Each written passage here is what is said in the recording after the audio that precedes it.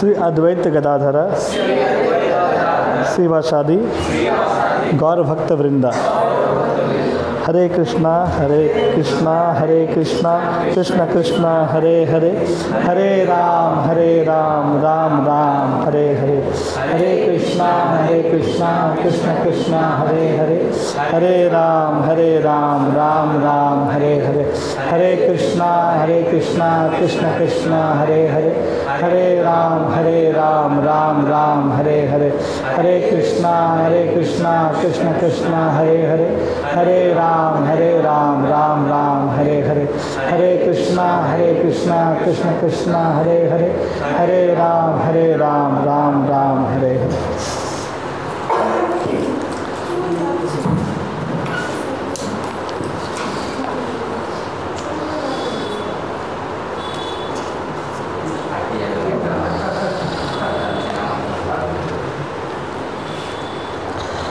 अच्छा, कल अर्जुन पूछा था ना कि हे कृष्ण, अध्यात्म में लीन चेतना वाला व्यक्ति के क्या लक्षण है, वह कैसे बोलता है तथा उसकी भाषा क्या है, वह किस तरह बैठता है और किस प्रकार चलता है।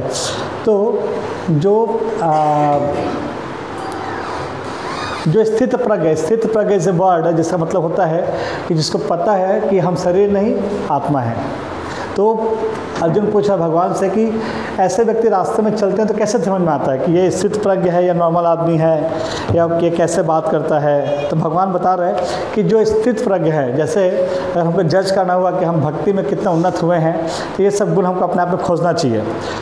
तो नेक्स्ट श्लोक आता है 55, बोलो मेरे साथ। श्री भगवान उवाच प्रजाति यदा कामान सर्वान् पार्थ मनगतान् आत्मनि एव आत्मानः तुष्टः स्थितप्रज्ञः तदा उच्यते। तुष्टः स्थितप्रज्ञः तदा उच्यते। तो यहाँ भगवान का बता रहे हैं, श्री भगवान ने कहा, हे पार्थ, जो मनुष्य मनोधर्म से उत्पन्न होने वाली इंद्रिया तृप्ति की समस्त कामनाओं का परित्याग कर देता है और जब इस तरह से विशुद्ध हुआ उसका मन आत्मा में संतोष प्राप्त करता है, तो वह विशुद्ध दिव्य चेतना को प्राप्त स्थित प्रज्ञ कहा जाता है। देखो यहाँ पे नया इंपॉर्टेंट चीज़ भगवान बता रहे हैं कि जब मनुष्य मनोधर्म से उत्पन्न होने वाली इंद्रिया तृप्ति, तो इंद्रिया तृप्ति जो होता है, जिसको हम क्या बोलते हैं इंग्लिश में, सेंस ग्रेटिफिकेशन। तो सेंस ग्रेटिफिकेशन जो होता है वो कहाँ से उत्पन्न होता है? मन से। कहाँ से? मन से, क्योंकि उसका रियल में कोई सेंस नहीं होता एक्चुअली। मतलब भगवान ने, मैंने बताया था पहले भी एक बार कि भगवान ने जो मन बनाया है वो शरीर का सबसे डेंजरस पार्ट है, सबसे खतरनाक पार्ट है, क्योंकि बाकी चीज़ हम कंट्रोल कर सकते हैं। जैसे हाथ को इधर नहीं लेके हाथ इधर नहीं जाएगा, पैर को उधर लेके नहीं जाना, पैर उधर लेके नहीं जाएंगे हम लोग। लेकिन अगर मन को कहीं लेके नहीं जाना है, और मन सब जगह जा सकता है, अच्छा चीज़ हो, बुरा चीज़ हो, गंदा चीज़ हो, घटिया चीज़ हो, गंदा देखना हो, गंदा सुनना हो, गंदा बात करना हो, तो ये सब मन का ही है। तो मन के द्वारा जो इंद्रिया तृप्ति का भाव उत्पन्न होता है, ठीक है ना, उसका परित्याग कर दे। नहीं समझ आ रहा है? क्यों सोचना कि समझ आ रहा है? क्योंकि जो भी हम करते हैं, अगर मान लो कि अभी सब घर से खाना खा के आए हैं और अभी कोई बोले कि जैसा कोई फेवरेट चीज़ है, मान लो कि किसी को रसगुल्ला खाना है या किसी को बिरयानी खाना है, तो अभी बोले कि बिरयानी बट रहा है फ्री में, तो सब जगह लाइन में खड़े हो जाएंगे, भले खा के बीमार पड़ जाए। और घर से पूरा भर खाना खा के आए हैं, पेट में जगह नहीं है खाने का, लेकिन मन को वो स्वाद याद आता है जो पहले खाए थे, कभी खाए होंगे, मे भी 5 दिन बाद, 10 दिन बाद या 4 दिन बाद। तो मन को ये लगता है कि नहीं, बिरयानी खाना चाहिए। पेट में जगह नहीं है लेकिन मन लेके जाता है, और मन के द्वारा कहे जाने के बाद हम बिरयानी खाते हैं या रसगुल्ला खाते हैं और खा के बीमार पड़ जाते हैं। तो भगवान ये बता रहे कि इंद्रिया तृप्ति का जो भावना है उसका जो परित्याग कर दे और इस तरह से विशुद्ध हुआ मन। और जब इंद्रिया तृप्ति, देखो क्या है ना कि मन, एक लाइन भी है कि मन के बहकाव में हम सब आ जाते हैं। तो मन के बहकाव में कोई अगर नहीं आता है, जो कि बहुत मुश्किल है, यहाँ तक अर्जुन भी श्लोक में बोलता है कि चंचलम ही मना कृष्ण प्रमाथि बल बदम दृढ़, कि हे कृष्ण, कि मन बड़ा बलवान है, मैं हवा के गति को रोक सकता हूँ। अर्जुन में कैपेबिलिटी था कि हवा को रोक देता, अगर उसको लगता कि नहीं हवाई रास्ता नहीं आना चाहिए, हवा को उधर बहाना चाहिए, तो अर्जुन में कैपेबिलिटी था कि हवा का रास्ता मोड़ सकता था वो। लेकिन वो अर्जुन बोल रहा है कि हे कृष्ण, मैं मन को नहीं रोक सकता।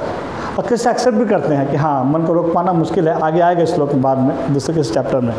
तो हे पार्थ, जब मनुष्य मनोधर्म से उत्पन्न होने वाली इंद्रिया तृप्ति के समस्त कामनाओं का परित्याग कर देता है और जब इस तरह से विशुद्ध हुआ उसका मन आत्मा में संतोष प्राप्त करता है, तो विशुद्ध दिव्य चेतना को प्राप्त स्थित प्रज्ञ कहा जाता है।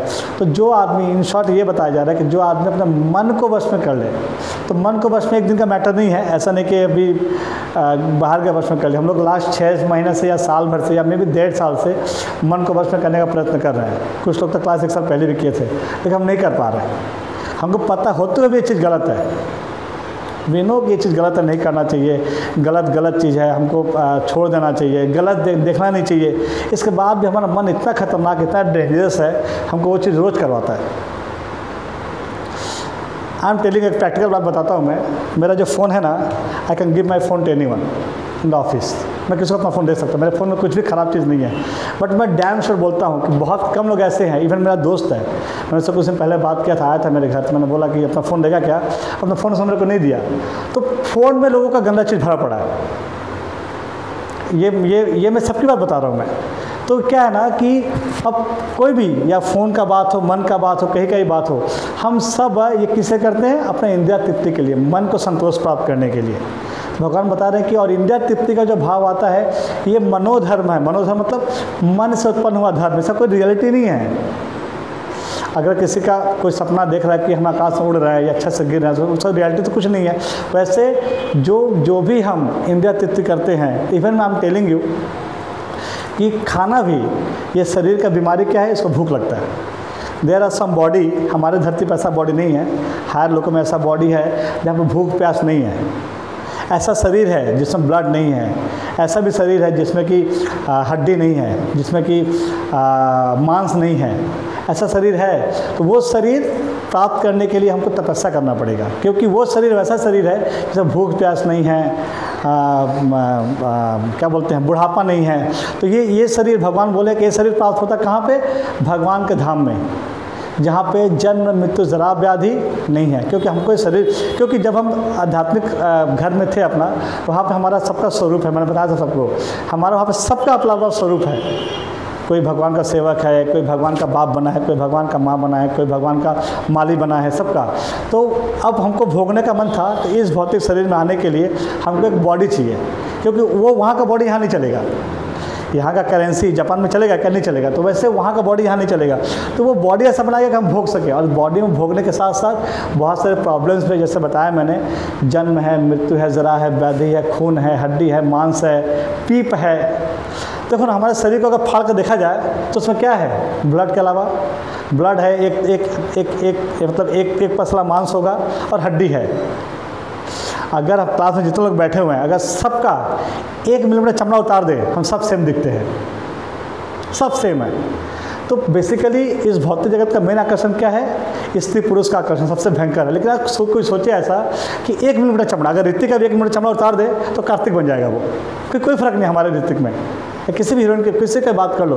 तो ये जो भी आकर्षण है सब बाहरी रूप से है, क्योंकि बताया ना, जैसे भौतिक शरीर हमारा इतना गंदा बना हुआ है कि इसमें कोई आकर्षण नहीं है। हम कोई चीज़ कितना भोग कर सकते हैं, कुछ अगर भोग करना चाहे, मान लो कोई छोड़ दिया जाए किसी को, ठीक है तुमको कुछ खाना पसंद, हम कितना खा लेंगे, सोना पसंद कितना सो लेंगे, कितना हम काम वासना को कर सकते हैं, कुछ ज़्यादा नहीं, मैक्सिमम 5 घंटा, 10 घंटा, 20 घंटा। आदमी शादी होता है, 1 से 1 नंबर डिवोर्स हो जाता है, नहीं होता है क्या? शायद कुछ को शादी तो कुछ को शादी के पहले हो जाते हैं, लिव इन रिलेशनशिप में पहले ख़त्म हो जाता है। तो ये कितना है? तो वही भगवान बता रहे कि ये जो भी काम वासना का जो रूप है ना, ड्यू टू इस भौतिक शरीर का, और भौतिक शरीर बनाया गया इसलिए, भौतिक शरीर का सबसे खतरनाक अंग क्या बताया? मन, सबसे डेंजरस। वो हमको हर दिन, हमारे पास 1000 सुविधाएं हैं, एक प्रॉब्लम आ जाए 1000 सुविधा, मन भूल के ना एक प्रॉब्लम मन कंसंट्रेट कर लेता है। सब कुछ ठीक है, बॉडी ठीक है, बुखार नहीं, हमारे को कैंसर नहीं है, टीबी नहीं है, हमको कोई बीमारी नहीं है, रास्ते में जा रहे हैं खाली पैर में छोटा सा कांटा चुभ जाए, पूरा कंसंट्रेशन उस कांटे में चला जाता है कि अरे पैर में कांटा चुभ गया, मैं क्या होगा, मेरा क्या हो। तो ऐसा बॉडी को बनाया गया है। तो भगवान ने बता रहे कि स्थित प्रज्ञ का सबसे बड़ा लक्षण क्या है कि इंद्रिया तृप्ति से जो काम वासना उत्पन्न होता है, कोई भी देखो, काम वासना डजंट मीन स्त्री पुरुष का संग, किसी चीज़ को पाने की इच्छा, इसे काम वासना। जैसे मान लो किसी को फ़ोन चाहिए, किसी को नया कुछ चीज़ चाहिए, वो भी वासना है जिसका कोई अस्तित्व नहीं है। तो भगवान इस श्लोक में बता रहे हैं कि इस मतलब काम वासनाओं को जब परित्याग कर देता है और उसका मन विशुद्ध हो जाता है, वैसे व्यक्ति को स्थित प्रज्ञ बोलते हैं। भगवान फिर आगे बताते हैं स्थित प्रज्ञ का सबसे बड़ा निशानी जो हमको अपने लाइफ में लाना चाहिए, बोलो मेरे साथ, दुखेषु अनुद्विग्न मना, सुखेषु विगत स्पृहा, वीतराग भय क्रोधा स्थिति धीः मुनि उच्यते। जो त्रय तापों के होने पर भी मन में विचलित नहीं होता अथवा सुख में प्रसन्न नहीं होता और जो आसक्ति भय क्रोध से मुक्त है, वह स्थित प्रज्ञ मन वाला मुनि कहलाता है। तो क्या क्या? त्रैताप, त्रैताप, ताप 3, ताप मतलब क्या होता है? मज़ा, ताप बांग्ला ताप देवा, बांग्ला की देवा त्रय ताप तो हाँ वही तो हिंदी में त्रय, बांग्ला में तो त्रिताप क्या क्या है? हाँ क्या गौतम क्या बता रहे हैं? नहीं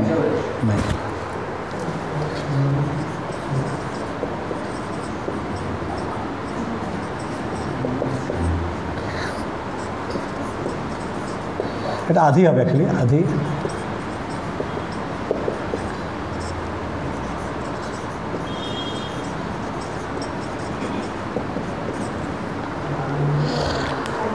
क्या लिखा हुआ है? आदि भौतिक, आदि दैविक, आध्यात्मिक, ये 3 ताप है और इस 3 ताप से हम लोग कभी नहीं बच पाएंगे। तो आदि भौतिक क्या है मैं बता रहा हूँ, तुम समझ जाओगे। आदि भौतिक है कि हमको सामने वाला तकलीफ दे रहा है, सामने वाला, हम खुश हैं लेकिन सामने वाला गाली दे दिया, सामने से को धक्का मार दिया, कोई टीस कर दिया, कुछ भी जो सामने से आता है। हमारे परिवार के लोग हो सकते हैं, रास्ते के लोग हो सकते हैं, घर के लोग हो सकते हैं, पड़ोसी हो सकता है। तो उनसे जो तकलीफ आता है हमारे कंट्रोल में है क्या? है? हम डिसाइड करके आज हम दुखी नहीं होंगे, सामने से कोई एक माँ बहन का एक करे सुबह सुबह आके, खत्म, दिन खत्म आज का पूरा। तो पूरा उसको कैसे इंसल्ट करना है, कैसे उसको मारना है, कैसे उसको गाली देना, पूरा दिन प्लान चलता है। तो that is the part of त्रैताप, दैट इज आदि भौतिक। आदि दैविक, हमारे इसमें हाथी नहीं है, भूकंप आ गया, बाढ़ आ गया, सुनामी आ गया, हम कुछ कर पाएंगे क्या? ये भगवान करवाते हैं, दैट इज आदि दैविक। थर्ड आध्यात्मिक, हमारे खुद के मन का प्रॉब्लम है, इसका पैसा ज़्यादा क्यों है, वो उसको कोई ज़्यादा प्यार क्यों करता है, मैं वो मेरे को प्यार क्यों नहीं करती, वो मेरे को प्यार क्यों नहीं करता, हम खुद का मन का क्लेश, दैट इज़ आध्यात्मिक। तो इन तो हम कहीं बच पाएंगे क्या?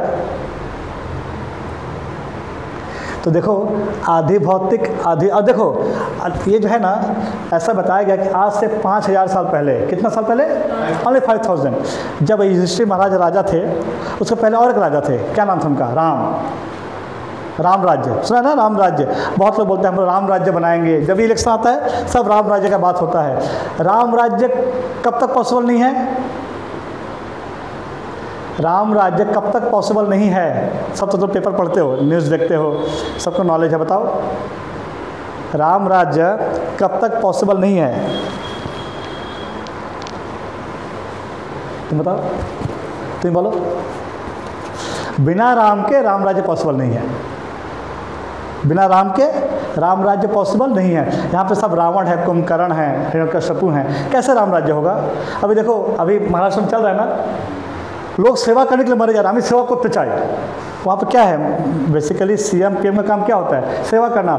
लोग सेवा करने के लिए जाकर वहाँ लड़ रहे हैं, हमको देश तो सेवा करना है, चलिए जाओ बॉर्डर पे सेवा करना है तो, या जो भी कमाया लगा दो किसी गरीब के लिए, कोई नहीं लगाएगा।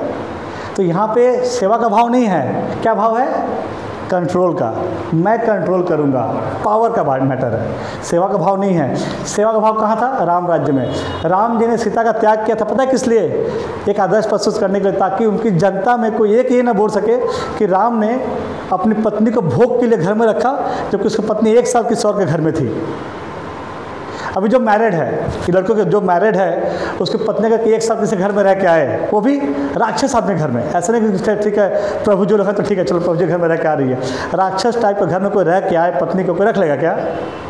बोलना बहुत ईजी है कि राम ने ऐसा क्यों किया, तो राम जी ने नहीं किया था एक्चुअली, राम जी ने सीता को नहीं निकाला था, सीता खुद बोली थी। एक्चुअली मैंने बताया था शायद कुछ दिन पहले भी कि राम जी को पता चला कि कुछ लोग बात कर रहे हैं कि सीता को नहीं रखना चाहिए क्योंकि सीता 1 साल राक्षस के घर में थे, राक्षस कुछ भी कर सकता है। तो राम जी जब सुन के आए तो ही वॉज वेरी क्वाइट, मतलब उनको कुछ बोलना नहीं था, सीता कुछ बता नहीं रहे थे। तो सीता बोली कि मेरे पति जब से बाहर से लौटे हैं बहुत शांत है, क्या बात है, बहुत पूछी सीता जी राम जी से कि प्रभु बताइए क्या बात है, अब क्यों नहीं बता रहे। तो राम जी ने कुछ नहीं है, ऐसे थोड़ा प्रेशर है काम का, राज्य का प्रेशर है। सीता को समझ आ गया कि प्रभु झूठ बोल रहे हैं। सीता अपने गुप्तचर को भेजती है, अपने गुप्तचर को जाकर पता करके आओ राज्य में सब ठीक तो है ना। सीता के गुप्तचर जाके बात करते कि ऐसा ऐसा बात है, सब जगह यही बातें हो रही हैं कि राम ने अपने काम वासना के लिए, भगवान अपने काम वासना के लिए अपनी पत्नी को त्याग नहीं रहे। तो सीता को मालूम पड़ता, तो सीता फिर बोलती है राम को कि प्रभु आप मेरा त्याग करिए और यकीन रखिए कि मैं हमेशा आपके साथ रहूँगी। सीता खुद घर छोड़ के जाती हैं, राम उनका त्याग नहीं करते हैं। और ये हमको जो बताया गया है या जो हमने सुना है वो गलत है। शास्त्र में बताया गया कि सीता अपने पति की उसके लिए, कि होता है ना कि मतलब मर्यादा के लिए, पति की बिना इच्छा के सीता घर छोड़ के चली जाती है। तो बिना राम के राम राज्य पॉसिबल नहीं है। उसको राम शादी नहीं करते हैं। राम राज्य में ऐसा था कि कोई मन से भी दुखी नहीं था, राम राज्य में कोई मन से दुखी नहीं था। इवन वहाँ पे वर्षा सर्दी गर्मी सब टाइम पे आते थे। देखो जब आदमी धर्म करता है ना तो धरती माँ खुश होती है, धरती मतलब पृथ्वी खुश होती है। और पृथ्वी खुश होती है तो क्या मिलता है, प्रचुर मात्रा में अन्न आता है। अन्न मतलब अनाज आता है प्रचुर मात्रा में, उसके लिए कुछ करने का जरूरत नहीं है। अनाज कब आता है, जब बारिश होती है, बारिश मतलब जब रेन होता है। तो अभी क्या है, अभी कुछ भी टाइम पे नहीं होता है, रेन टाइम पे कहीं पे ज़्यादा कहीं पे कम। राम राज्य में ऐसा बिल्कुल नहीं था।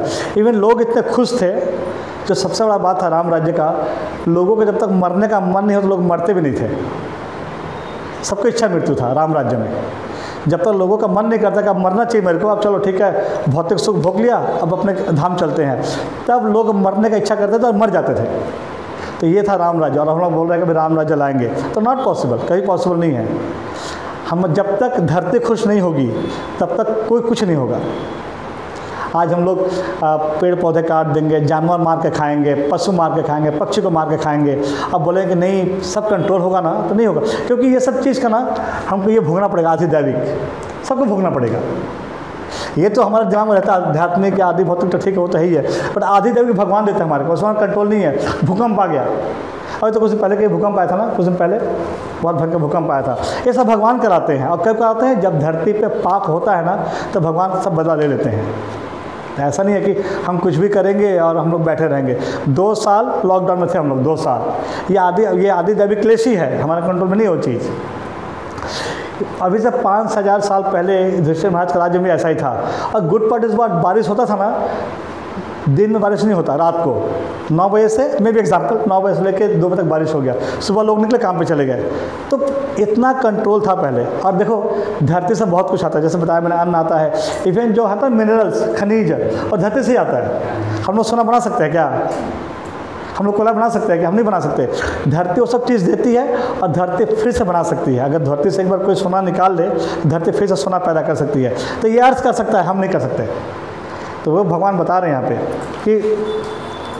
कि त्रय तापों के होने पर, यानी तीनों ताप के होने पर, सुख दुख आने पर हमारा मन अगर विचलित नहीं होता है और हम कंट्रोल रहते हैं, दैट इज़ कॉल्ड स्थिर प्रज्ञ वाला मुनि या व्यक्ति कहलाता है। तो क्या क्या, सहताप के होने पर सुख दुख, आसक्ति, भय, क्रोध है, ये सबसे अगर कोई मुक्त है तो उसको क्या बोलते हैं? स्थित प्रज्ञ। यहाँ पर कितने लोग मुक्त है? कोई नहीं हम लोग। यहाँ तो हल्का सा कोई बगल से बोल के निकल जाए तो उसके लिए अलग सा प्लानिंग बैठता है, मीटिंग बैठता है कि कोई बोलते हो के हाँ बोले चाहिए तो नहीं, एक्चुअली देखो क्या है ना कि मैं फिर से बोलता हूँ चीज़ है कि हम इस लेवल पे नहीं हैं, हमको प्रयास करना चाहिए। क्योंकि मैं हर दिन भगवत गीता से एक ही उद्देश्य से बोलता हूँ कि जो भी चीज़ अगर हमको लगता है कि नहीं ये चीज़ सही है, हमको ऐसा करना चाहिए और इसमें को फ़ायदा है। क्योंकि मैंने एक एग्जांपल दिया था कि अगर हमको कोई कुछ बोलता है और रिटर्न उसको कुछ बोलते हैं तो हमको नुकसान है एक्चुअली। एक बताते ना एक बार गौतम बुद्ध जा रहे थे शिष्यों के साथ, वो नया संन्यास ग्रहण किए थे, दीक्षा लेके जा रहे थे। तो जब अपने शहर गए, उनका जो गांव था वहाँ जब गए, वो शहर था, वहाँ जब गए लोग उनका मजाक उड़ाने लगे, अरे साधु बाबा आ गए साधु बाबा, और उसको कुछ मतलब बहुत गंदा बात बोला, गाली गलौज किया उनको बहुत। मतलब एक आदमी, एक पखंडी साधु था, वो उनको बहुत गंदा शब्द बोले कि राजा का बेटा है, नौटंकी कर रही है, सब बहुत कुछ। और उनके शिष्य का बहुत गुस्सा था, वो ज़्यादा मारने के लिए, बट गौतम बुद्ध रोक दिए और वो गाली दिए जा रहा है। तो गौतम बुद्ध से लास्ट जो गाली देकर थक गया, वो चला गया गाली देने के बाद। तो गौतम बुद्ध के शिष्य ने पूछा कि भगवान आपको गाली दिया, वो आपने एक शब्द नहीं बोला। तो उन्होंने बहुत अच्छा बोला कि उसने दिया, मैंने लिया तो नहीं, तो क्या फ़र्क पड़ता है मेरे को।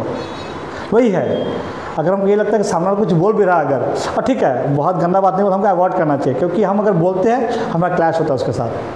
तो हमको कम से कम भगवत गीता से ना ये चीज़ें धीरे धीरे लेनी चाहिए। अजय रहने देते आज।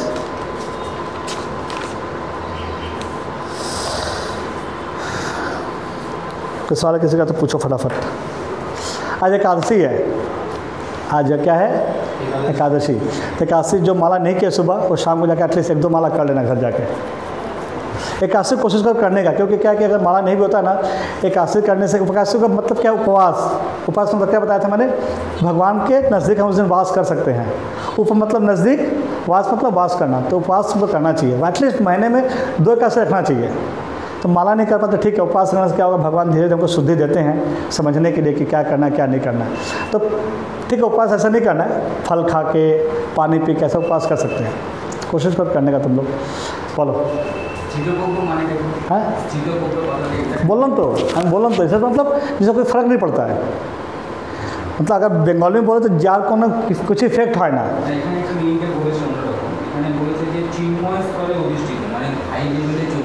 डेफिनेटली एटाই হাই লেভেল না।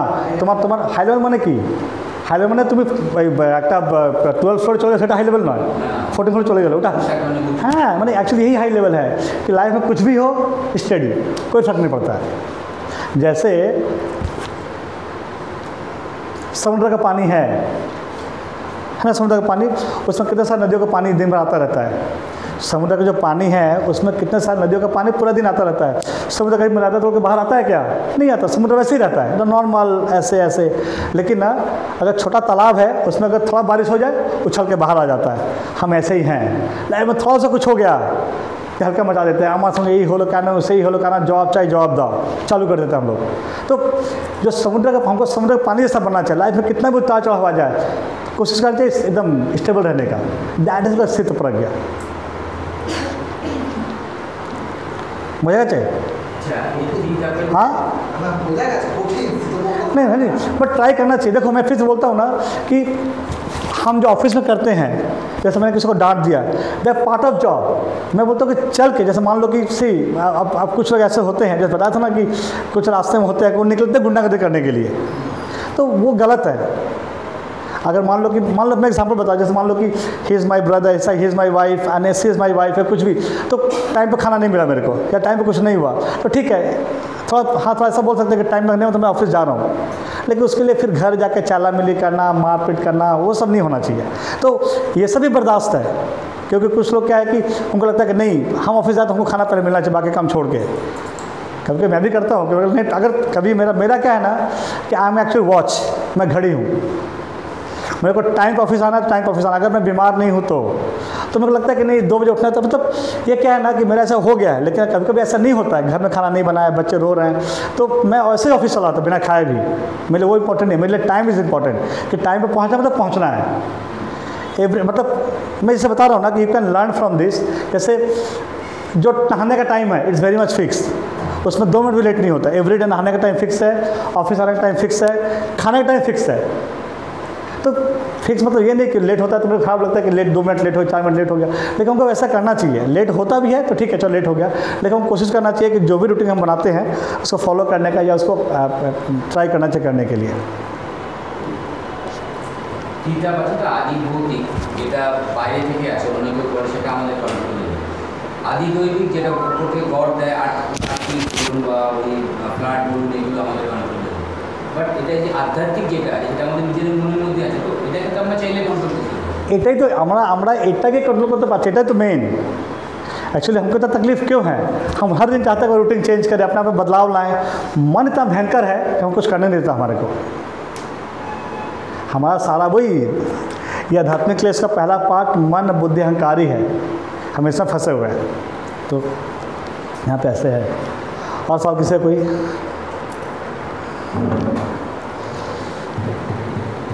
और क्वेश्चन किसी का? हाँ